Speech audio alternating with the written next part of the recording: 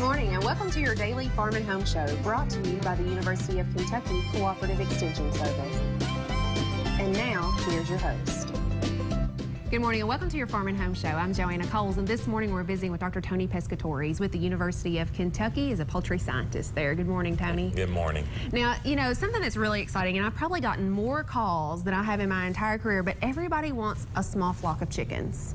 That's the growing trend. It's a fast-growing part of agriculture right now. Everybody wants a small flock, and they're very popular. They are, but there's some work and there's some preparation for you to be successful at having your small flock. One of the things that they really need to do is start thinking about why they want to have a small flock. Is it for eggs? Is it for meat? Is it for just having enjoyment of having the chickens around? And from there, they can build their plan on what their small flock's going to be. Absolutely. My daughter decided that she wanted a small flock of chickens, and I think we were down to about $35 a dozen right now. And so, because there is an investment that goes into that. There's a lot of equipment to buy, and there's the birds are, when you buy a small quantity of birds, they are very expensive. The chicks are very expensive, and then you have to put feed into them. So there is some initial cost that's involved in it. And housing. You know, everybody sees these, you know, really nice little houses that are pre-built, and they get them, but they might not be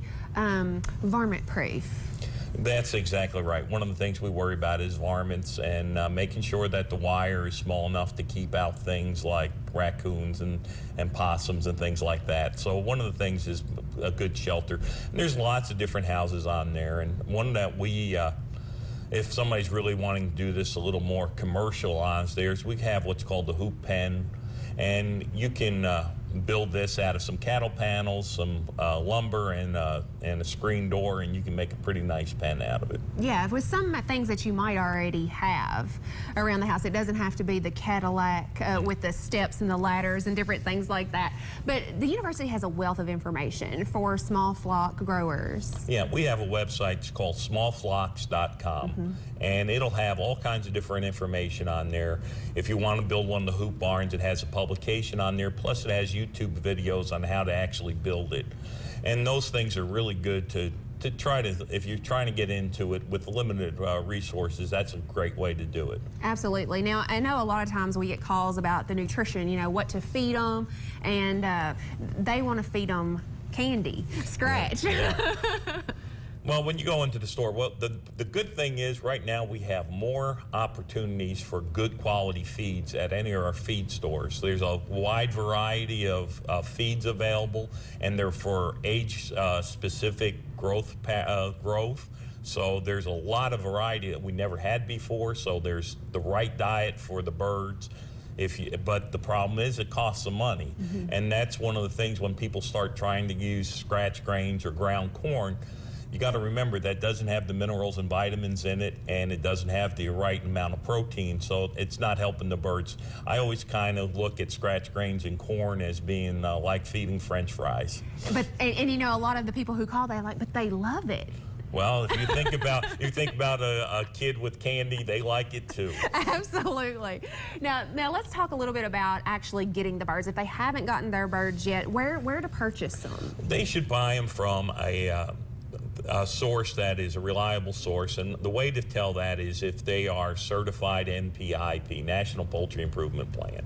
So if you're buying chicks from a say a feed store, those make sure they have come from an NPIP registered hatchery, and that proves that they've been tested for Salmonella pylori and that the hatchery itself meets some type of cleanliness and sanitation standards.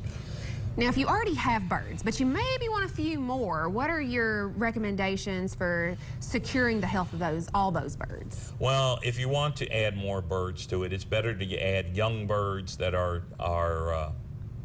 baby chicks. But if you're going to add more older birds, there's a risk of bringing disease into your property.